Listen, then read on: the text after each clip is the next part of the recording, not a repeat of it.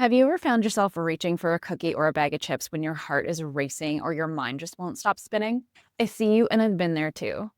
I'm Jess. I'm a registered holistic nutritionist and yoga teacher who specializes in cognitive health and mood balancing. And today in this video, I'm uncovering why anxiety and emotional eating go hand in hand. And more importantly, how to shift that cycle so you actually feel more calm, nourished, and empowered. So let's dive right in. In order to really understand this, we need to look at what's happening inside your body when anxiety hits. Emotional eating isn't something to feel ashamed about. It's actually a very intelligent coping mechanism. Your body and your nervous system doing their best to bring you back into balance. When you're anxious, your system is in overdrive. Your heart races, your thoughts spiral, and you feel disconnected from your body. So, what happens? You reach for something comforting, often sweet, starchy, or just familiar, because food is tangible, it's sensory. Chewing, swallowing, tasting, it feels grounding and it brings you out of your racing mind and into something physical and predictable. But here's the nuance. While emotional eating can feel grounding in the moment, it often can also function as a way to disconnect from what's too overwhelming to process. It becomes a subtle form of dissociation, a way to numb or escape uncomfortable feelings when they feel too big to hold. So, yes, it can bring you into the body through sensation, but it can also help you to avoid your emotion, even just for a moment. And those sugar heavy snacks, they trigger a quick dopamine release, a tiny little hit of comfort or safety. But then the crash comes fast. Your blood sugar drops, anxiety spikes again, and then the guilt sneaks in. So, if this cycle sounds familiar, please hear this. You are not alone, and it's not for a lack of discipline. It's your nervous system reaching for regulation.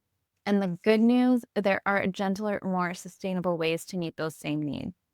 So, now that we've talked about the emotional side, let's look at one of the most surprising biological connections between anxiety and cravings. Dr. Uma Naidu is a Harvard trained psychiatrist and author of the book Calm Your Mind with Food. And she talks about a powerful hormone called leptin. So, most people know leptin as the I'm full hormone, but it also plays a major role in mood, motivation, and emotional regulation. So, when we're under chronic stress or we're eating a lot of processed food, our leptin signaling will get disrupted, which means you feel less satisfied after eating. You feel more anxious or emotionally dysregulated. You crave more food, especially comfort food.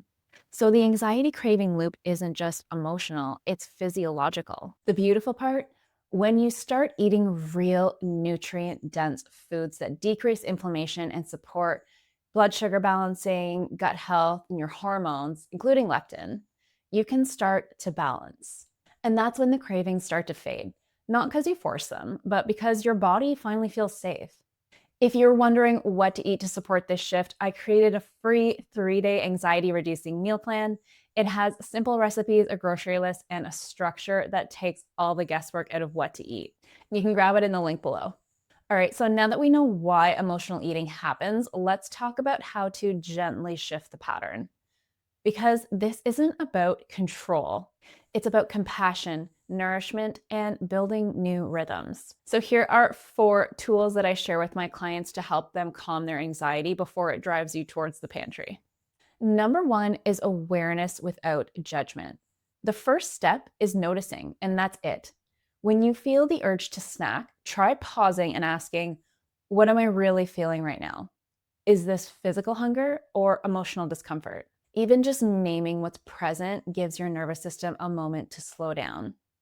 The goal isn't to shut the craving down, it's to stay conscious enough to ask, what do I actually need in this moment?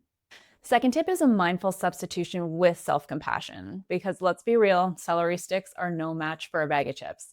But here is a gentle practice that actually works. Eat something nourishing first, like veggies with hummus or maybe a hard boiled egg with some salt and pepper on it. Then tell yourself, if I still want the chips after, I can have them. This way, you're not tricking yourself. You're building trust. Most of the time, once your body has the nutrients it needs, the urgency of the craving fades on its own. The third tip is to upgrade your environment. When anxiety is high, decision fatigue kicks in fast. And that's why meal planning, not just prepping, is such a gift. It reduces overwhelm before it starts. So just spend 20 minutes a week mapping out your meals and then prep a few basics. Chop veggies, cooking a batch of protein, maybe even portioning out some snacks.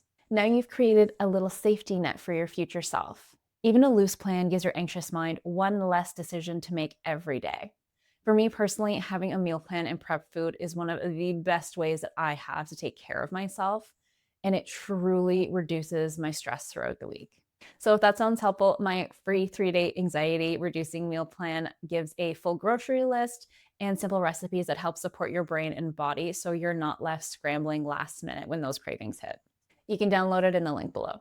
Tip number 4 is to support your nervous system and especially vagal tone.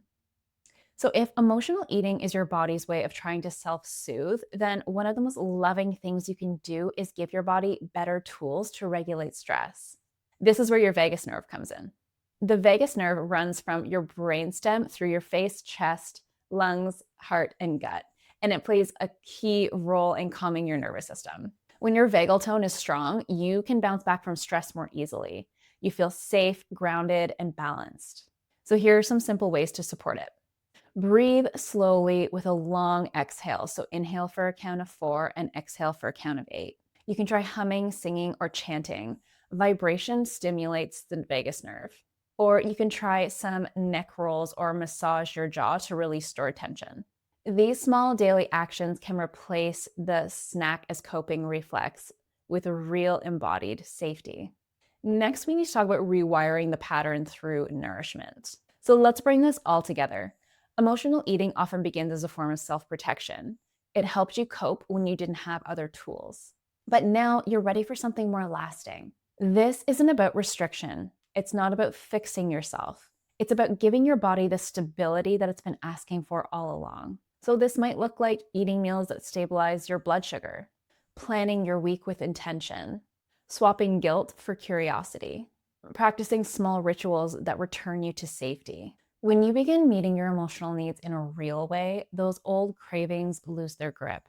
Not because you push them away, but because you no longer need them to feel okay.